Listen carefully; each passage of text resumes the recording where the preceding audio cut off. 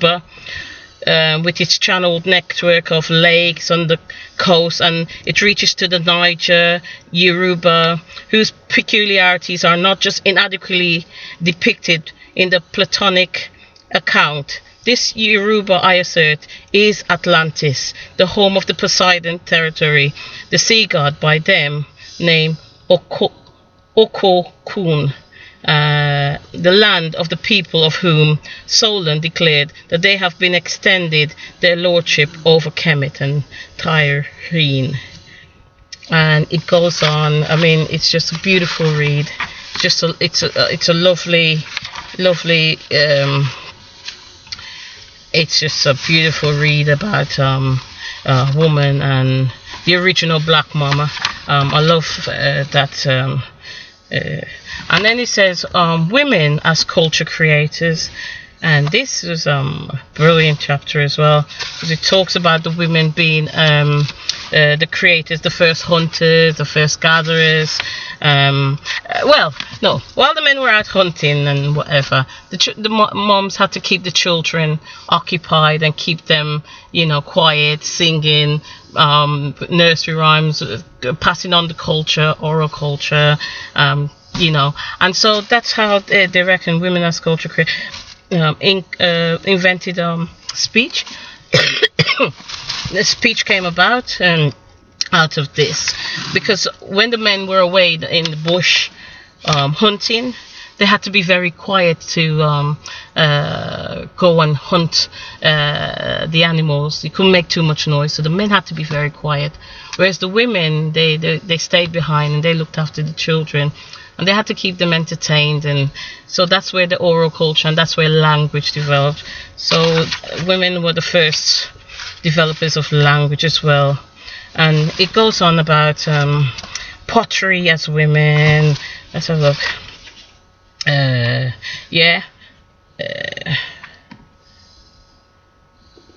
It says here, patriarchal politics, religion, and psychotherapy are always there, militant and quick to tell us that this rejected harmony is childish, illusionary, and crazy, blasphemous, and unpatriotic.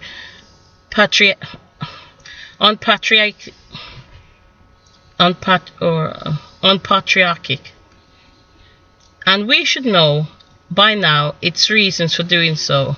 So there's a quote here. It says, students of mythology find that when the female principle is subjected to sustained attack, as it was from the medieval Christian authorities, is often quietly submerges under the water where organic life begins. It swims through the subconscious of the dominant male society, occasionally bobbing to the surface to offer a glimpse of rejected harmony. And it says, but a breakthrough in some very interesting clinical experiments conducted in 1975 and 1979, a variety of female, male, and adolescent psychotherapist patients who received the subliminal message, Mama and I are one, flashed on the screen, were much more successful and permanently successful at losing weight, stopping drinking, stopping smoking, overcoming emotional problems to improve their reading skills than the patients receiving neuro or no subliminal message. And designed by psychologist Lloyd Silverman of New York University, and described in his book The Search for Oneness. These studies show that successful overcoming of problems, mature development, does not come from severing the early infantile sense of unity with the mother, but from re-establishing it. The holistic point of the ancient woman's religion was that the mother is not one's personal matriarchal parent solely, but the entire community of women, the entire living earth, and beyond this, the entire surrounding and ongoing cosmic process. One could not be alienated because one is always within this process, and it is always within the self unless of course such knowledge is suppressed from the outside by patriarchal conditioning. Truly our very sanity is at stake with continuing patriarchy and the denial of the cosmic self, the goddess within us all and us within her. The Great Mother was a projection of the self-experience of groups of highly aware and productive women who were the founders of much of human culture. In this sense, the Great Mother is not simply a mental archetype, but a historical fact. Ancient icons, symbols, and myths cannot be understood if they are disembodied from this fact. They cannot be understood as mind trips alone, but must be seen in the context of ancient political realities. And then it goes on. It says and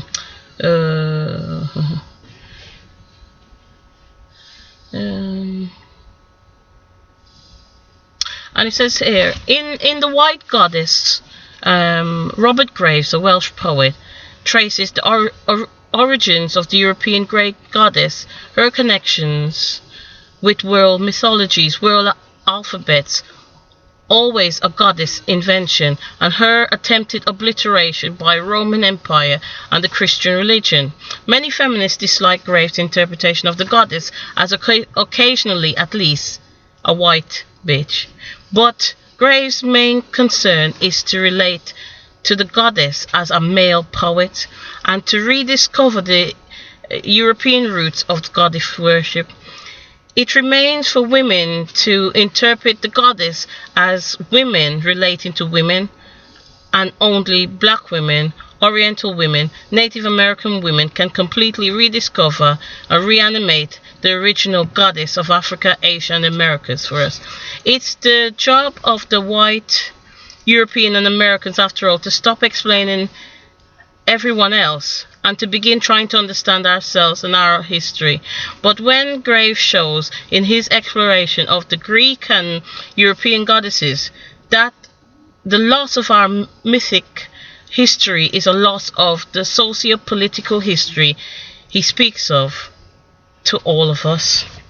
And it says, probably the greatest student of ancient mythology as ancient female political history was Robert Buffon, an archaeologist, gynecologist, and a Marxist. Buffon spent 10 concentrated years of his life, thereby ruining his health, researching and writing his enormous work, The Mothers, probably the most thorough collection of evidence for the early existence of the matrifocal cultures and the great goddess religions through the world. The data Buffon collected is global and irrefutable. Once we read Buffon and Graves, we can never again look at the Great Mother as a political archetype and some power images that exist in our mind only, but never is historical reality. Because the Great Mother was a historic reality, her psychological suppression almost must be seen in historical terms as a political suppression of the early female-oriented world order by a later male-dominated one. So, I mean, that's heavy, that's deep. It's, you know, what have we been told? We've been told, yeah, the woman is subservient, the woman, but in matriarchal society, in ancient times, the woman and the man were equal. They were equal, and in fact, you know, when you look at the system of pharaohs, that line of pharaohship actually passed through the woman, and who she married became pharaoh. So, you know, it's a very, I don't know, it's a beautiful book. And you know, it's one I highly recommend. And I mean, I can't shout its praises enough. You know, that we should, for those who are interested in this type of stuff, here it is, and the last bit of this first section that I've tried to cover of women's early culture, the beginnings. It talks about the first speech, which I mentioned earlier, but it says, did women also develop the spoken language? From the earliest hunting and gathering time, we know that the men spent long, quiet, often solitary days away on a hunt. It takes silence to track animals. Meanwhile, the women were collectively in or near the camp, surrounded by children, talking, singing. Language must have developed in the first intimate relations between mother and child, and between women working together for the kin group daily sustenance. And it says it makes sense that we women who gave birth to human life through our sexual organs or vaginal mouths would also give birth to human language through our social and facial mouths. So and it goes, what kind of language? And it says but no women, Stone Age or Rock Age, has ever lived by head alone. The constant pattern of women's existence has been the need and the talent to link mental activity with physical activity, with emotional activity, all encircled in these early times with the aura of spiritual activity. So early women specific scientific language, because that's what plant gathering is a science, and would be uttered side by side with the emotional language of social relations and the physical language of the body moving through daily tasks, and surrounding all of these would be the symbolic language of the sexual spiritual celebration. And it says the first symbols did not arise from the mind alone, but from holistic experience of the mind, body, sex, heart, soul, and the world all moving together, all one. This is the dream body language of women's ancient rituals. Dream body language is the deepest type of thinking. It's the right brain thinking. It's the thinking of magic and poetry, in which left brain language is used for non-linear, non-logical expression, and it is a mode of perception and power that Western culture have scorned to its own harm. A good deal of Robert Graves' research into the defeat of Mediterranean and European matriarchy by patriarchy focuses on suppression by male linear logic of the early synthetic holistic language process. And Graves says in his book, The White Goddess, he says, the language of the poetic myth, anciently current in the Mediterranean and Northern Europe, was a magical language bound up with popular religious ceremonies in honor of moon goddess or muse, and some of them dating from the old Stone Age, and this remains the language of true poetry. The language was tampered with in late Minoan times, when invaders of Central Asia began to substitute patrilinear for matrilinear institutions and remodel or falsify the myths to justify the social changes. Then came the early Greek philosophers, who were strongly opposed to magical poetry as threatening their new religion of logic, and under their influence of rational poetic language, now called the classical, was elaborated into honor of their patron Apollo, and imposed on the world as the last word in spiritual illumination, a view that has prevailed practically ever since European schools and universities, where myths are now studied only as a quaint relic of the nursery age of mankind. And I mean, it's beautiful. It's just a beautiful read. It's an easy read. It's not difficult to read. And I'll just read the last little bit of that section. It says,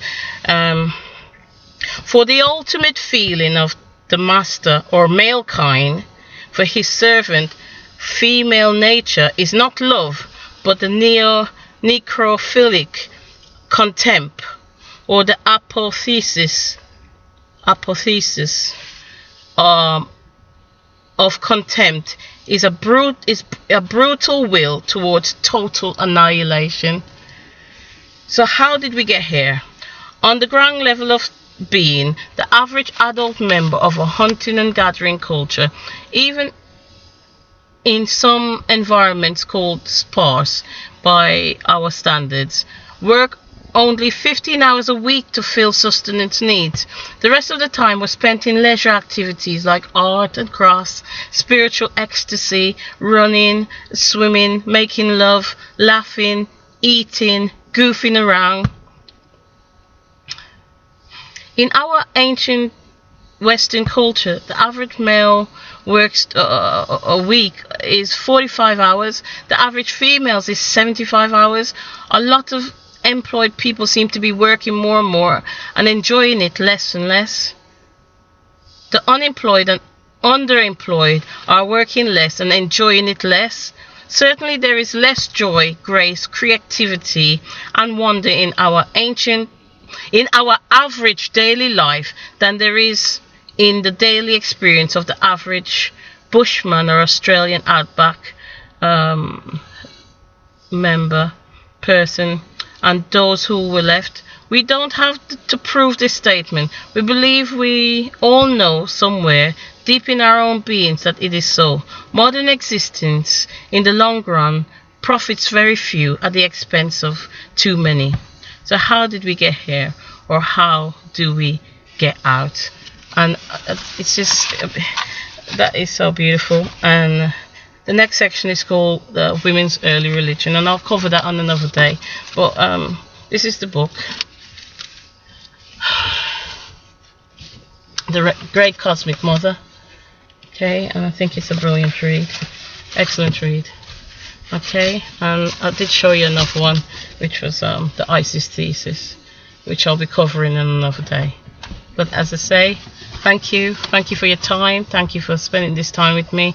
Hope you enjoyed it and it was useful to you, and I'll see you again soon. Love you as usual.